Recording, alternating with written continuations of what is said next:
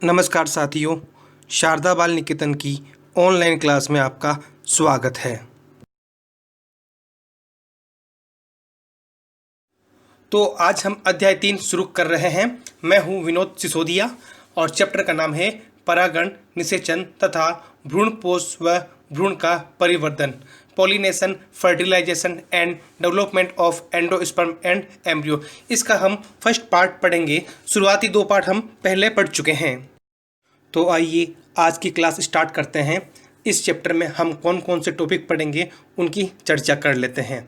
तो सबसे पहले हम परागण क्या होता है, परागण कितने प्रकार का होता है, स्वपरागण और परपरागण होता क्या है।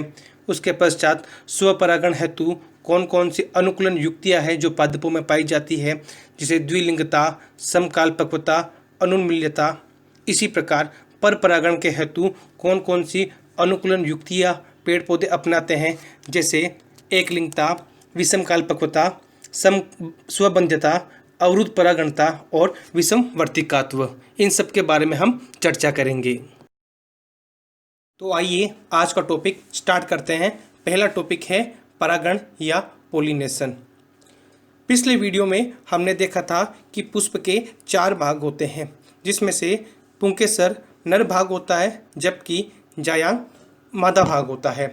पुष्प के पुंकेसर के परागकोश में परागकणों का निर्माण होता है, जबकि जायांग के अंडाशय के भीतर भ्रूणकोश में अंडक का निर्माण होता है। तो देखिए, पुष्पीय पादपों में नर व मादा युग्मकों का निर्माण क्रमशः परागकण व भ्रूणकोश में होता है।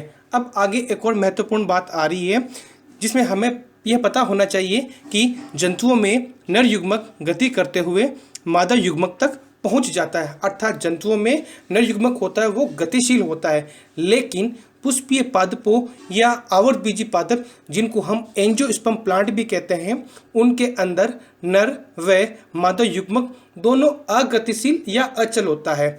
जंतुओं में नर युग्मक गतिशील होता है, लेकिन पुष्पीय पादपों के अंदर दोनों युग्मक अगतिशील होते हैं। अतः निषेचन हेतु इन्हें पास आना जरूरी है। इस हेतु जो क्रिया उपयोग में ली जाती है उसको हम परागण कहते हैं। यहाँ पर एक बात और क्लियर हो गई है कि आवर्तबीजी पादपों में एंजियोस्पर्म प्लांट में परागण की क्रिया निषेचन से पहले ही संपन्न हो जाती है। आवर्तबीजी पादपों में परागण की क्रिया परागकणों की 2 कोशिकीय अवस्था या 3 कोशिकीय अवस्था में संपन्न होती है। अब 2 कोशिकीय अवस्था और 3 कोशिकीय अवस्था, इसकी चर्चा भी हम पहले के वीडियो में कर चुके हैं, लेकिन हम यहाँ पे आपको थोड़ा सा वापस बता देते हैं कि जब हमने नर युग्मकोद्भिद की संरचना का अध्ययन किया था तो वहाँ यह बताया गया था कि उसमें 2 प्रकार की कोशिकाएं बनती है। एक बड़ी कोशिका जिसको हम कायिक कोशिका कहते हैं, तथा एक छोटी कोशिका जिसको हम जनन कोशिका कहते हैं। तो कायिक कोशिका और जनन कोशिका ये होती है द्विकोशिकीय अवस्था। और जो अधिकांश पादप होते हैं, अर्थात लगभग प्रकृति में 60% जो एंजियोस्पर्म प्लांट है उनके अंदर परागण की क्रिया होती है, वो द्विकोशिकीय अवस्था में ही संपन्न हो जाती है। जबकि 3 कोशिकीय अवस्था, जिसके अंदर एक कायिक कोशिका होती है और 2 नर युग्मक, ये इन नर युग्मकों का निर्माण जनन कोशिका के भीतर होता है और ये 40% पादपों के अंदर पाई जाती है।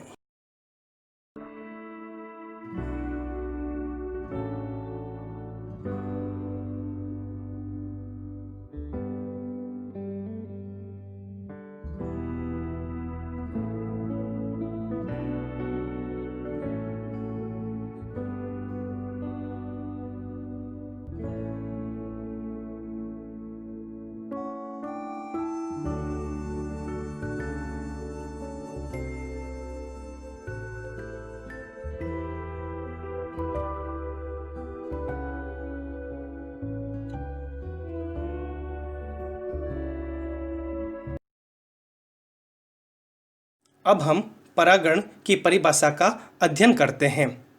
परागकणों का परागकोश से निकलकर जायांग के वर्तिकाग्र पर पहुंचने की क्रिया या स्थानांतरित होने की क्रिया को ही परागण कहते हैं। अर्थात परागकणों का स्थानांतरित होकर वर्तिकाग्र पर पहुंचने की क्रिया को ही हम परागण कहते हैं। अभी हमने एक वीडियो देखा जिसके अंदर एक तितली पुष्प के ऊपर आकर बैठती है और रस चूसती है। उसी समय उसके जो पैर होते हैं वो पुष्प के परागकोश पर पहुंच जाते हैं, जहां से परागकण उसके ऊपर चिपक जाते हैं। तत्पश्चात वह उड़कर किसी और पुष्प के ऊपर जाके बैठती है। तब वह परागकण अब दूसरे पुष्प के वर्तिकाग्र पर स्थानांतरित हो जाते हैं, अर्थात परागकणों का स्थानांतरण हो गया। इसी प्रक्रिया को हम परागण कहते हैं। परागण के प्रकार। परागकणों के स्रोत के आधार पर परागण निम्न प्रकार के होते हैं: स्वपरागण और परपरागण।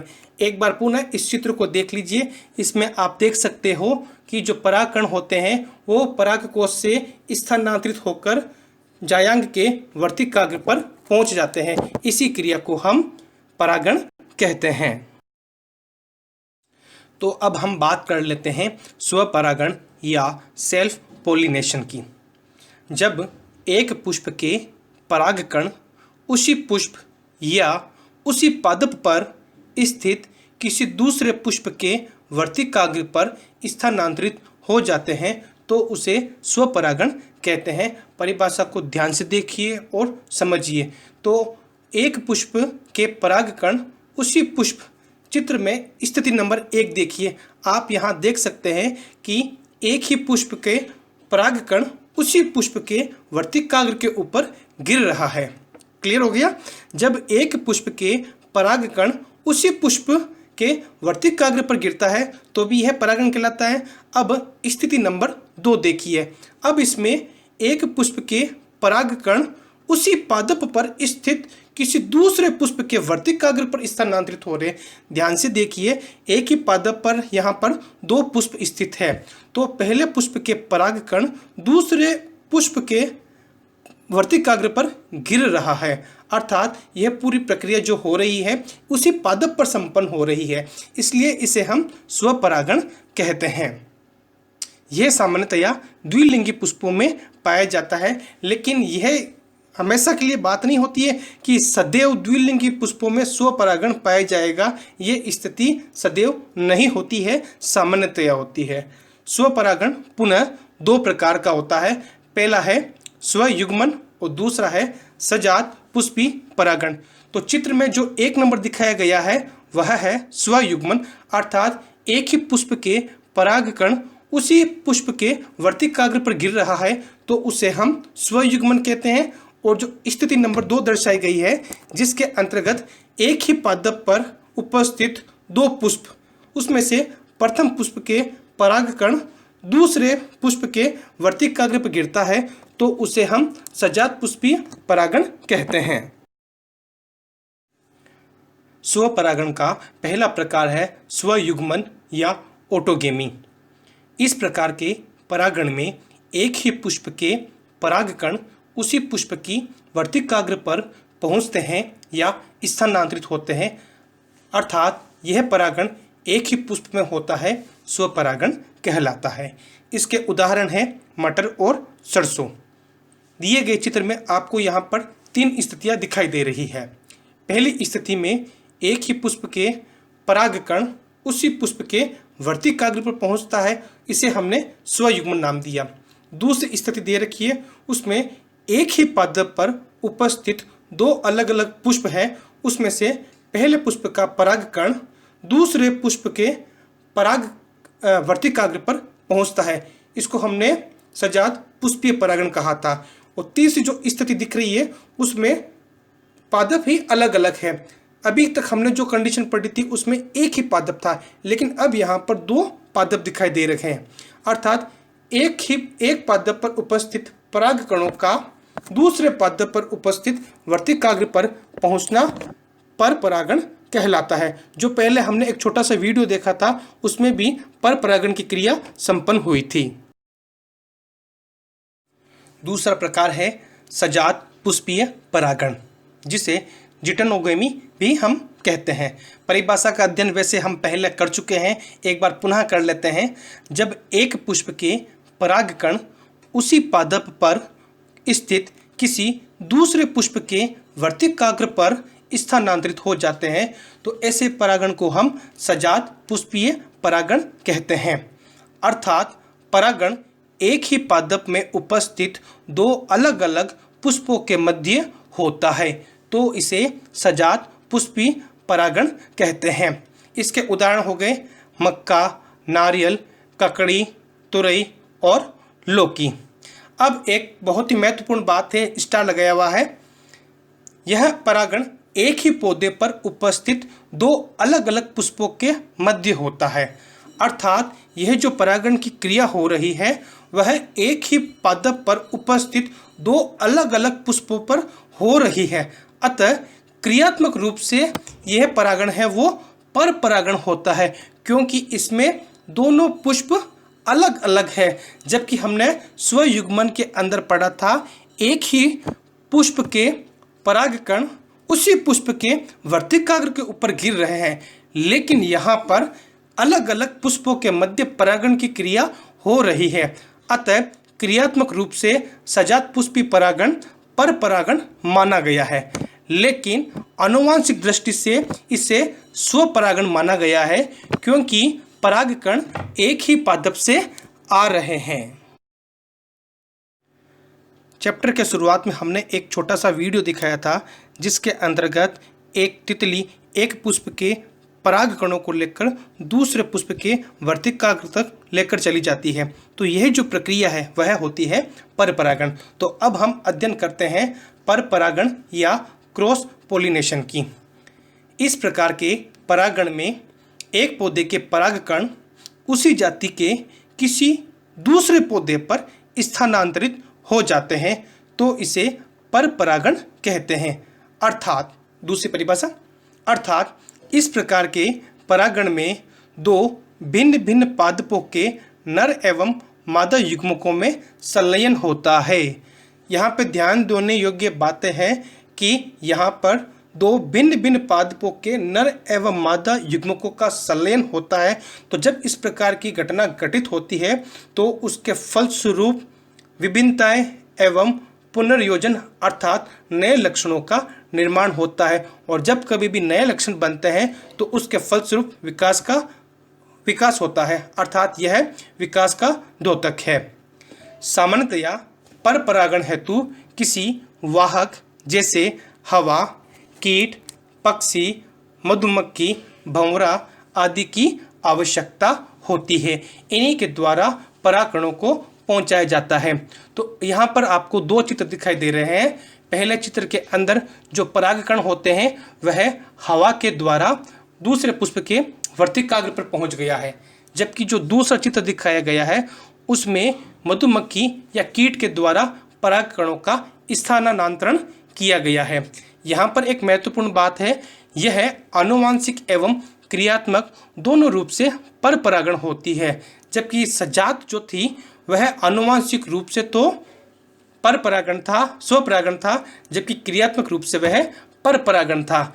लेकिन यहाँ पर देखिए, चूंकि दो अलग अलग पादपों के मध्य यहाँ पर परागण की क्रिया संपन्न हुई है, अतः यह आनुवांशिक एवं क्रियात्मक दोनों रूप से परपरागण होता है।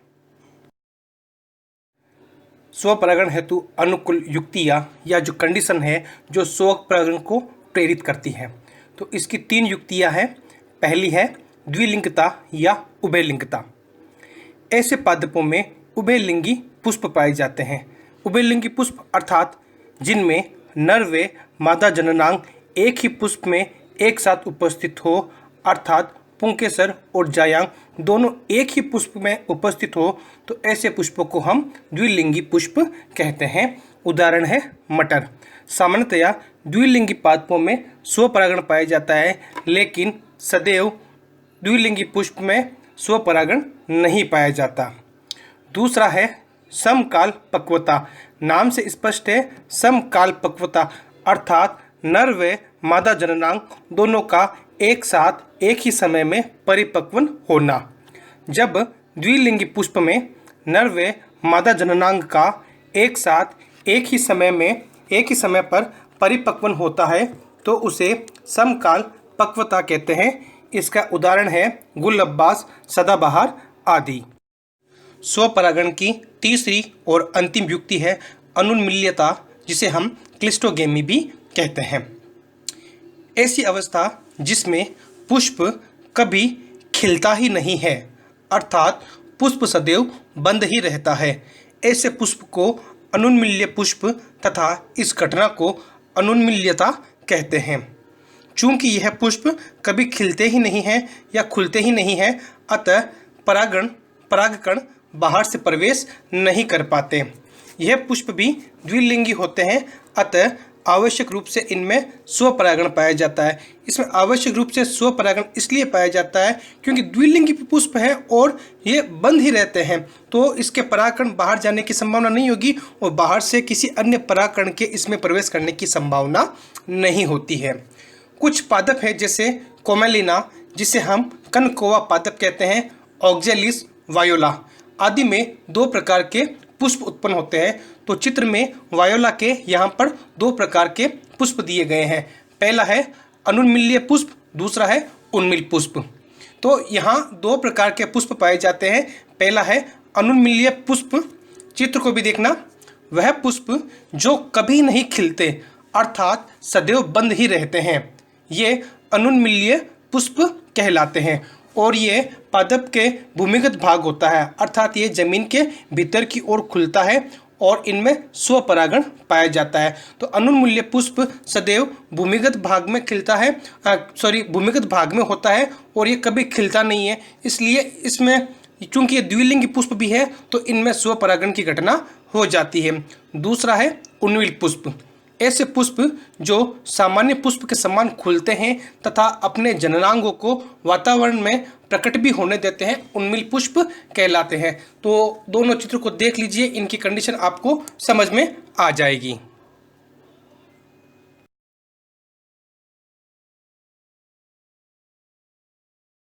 मोनोसियस और डायोसियस की कंडीशन को वास्तविक चित्रों के द्वारा यहाँ समझ लेते हैं।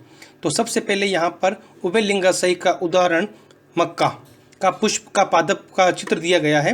इसमें 2 तरह के पुष्प दिखाई दे रहे हैं, ऊपर की ओर या शीर्ष में स्थित नर पुष्प, जबकि नीचे की ओर मादा पुष्प स्थित होता है।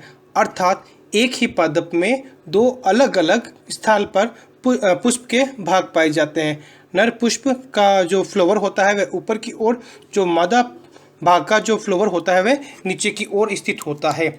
इसमें सामान्यतया वायु परागण पाया जाता है। वायु के द्वारा परागकण ऊपर स्थित नर पुष्प से नीचे स्थित मादा पुष्प पर चले जाते हैं। यहाँ पर वायु परागण पाया जाता है। दूसरी कंडीशन हम बात कर लेते हैं यहाँ पर एक लिंगाश्रयी या डायोसियस प्लांट की। इसमें नर पुष्प और मादा पुष्प के पादप अलग अलग होते हैं। पर परागण की दूसरी युक्ति है विषम काल पक्वता, जिसे हम भिन्न काल पक्वता कहते हैं। नाम से स्पष्ट है, विषम काल पक्वता अर्थात जो अलग समय पर परिपक्व होते हैं। हमने स्वपरागण में पढ़ा था समकाल पक्वता, अर्थात नर और मादा युग्मक दोनों साथ साथ परिपक्व हो रहे थे। लेकिन यहाँ पर विषम काल पक्वता या भिन्न काल पक्वता में जो नर युग्मक और मादा युग्मक होते हैं वह अलग अलग या भिन्न भिन्न समय पर परिपक्व होते हैं। ऐसी अवस्था जिसमें द्विलिंगी पुष्प में उपस्थित नर व मादा जननांग अलग अलग समय पर परिपक्व होते हैं, भिन्न काल पक्वता कहलाते हैं। यहाँ यह ध्यान देने योग्य बात है कि द्विलिंगी पुष्प में सदैव स्वपरागण नहीं पाया जाता। हमने पहले भी बात करी थी कि सामान्यतया द्विलिंगी पादपों के अंदर स्वपरागण पाया जाता है, लेकिन जब इस प्रकार की स्थिति हो जाती है उस समय द्विलिंगी पादपों में स्वपरागण नहीं हो पाता, क्योंकि पादप तो वह द्विलिंगी है, पुष्प भी वह द्विलिंगी है, लेकिन उसमें या तो नर पहले परिपक्व हो जाता है, मादा परिपक्व नहीं हो पाती, या कभी मादा भाग पहले परिपक्व हो जाता है और नर बाद में परिपक्व हो जाता है।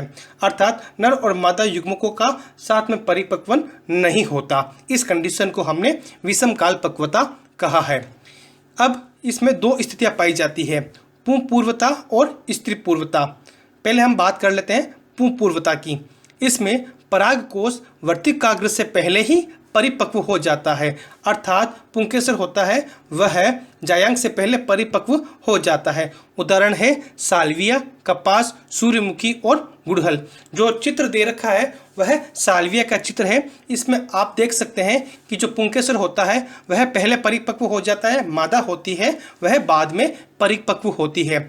तो जब पुष्प से आकर्षित होकर कोई कीट इसके पास आता है तो वह जैसे ही वह अपने मकरंद हेतु इसके अंदर अपना मुंह प्रवेश करवाता है तो पुंकेसर उसकी पीठ के ऊपर अपने परागकणों को बिखेर देता है।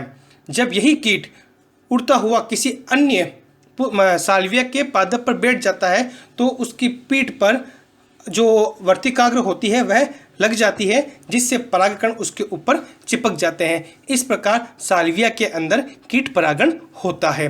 दूसरी कंडीशन की बात कर लेते हैं, स्त्री पूर्वता।